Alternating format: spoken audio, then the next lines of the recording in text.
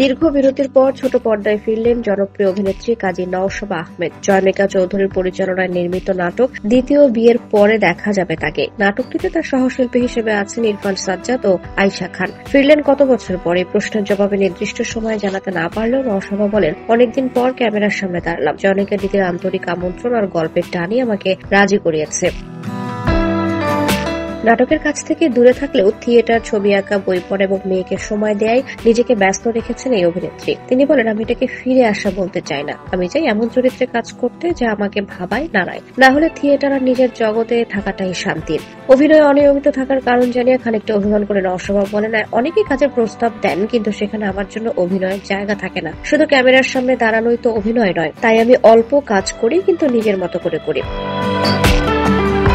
সম্প্রতি মুক্তি পেয়েছে তার অভিনীত চলচ্চিত্র ৭ ভাই চম্পা। এটি ৭ বছর আগে টেলিভিশনে মেগা সিরিজ হিসেবে প্রচারিত হয়েছিল। এবার এটি রূপ নিয়েছে সিনেমায়, মুক্তি পেয়েছে প্রেক্ষাগৃহে। শুটিং এর সময় ঘোড়া ও তলোয়ার চালানোর প্রশিক্ষণও নিয়েছিলেন নওশাবা। এ বিষয়ে তিনি বলেন, প্রচারণা আরো জোরালো হলে ছবিটি আরো দর্শকের কাছে পৌঁছাতে পারত। এরই মধ্যে টলিউডে অভিষেক হয়েছে তার। অনিক দত্ত পরিচালিত যত কাণ্ড কলকাতাতেই ছবিতে তার অভিনয় প্রশংসিত হয়েছে। নওশাবা জানান, ছবিটি বাংলাদেশেও মুক্তির পরিকল্পনা রয়েছে।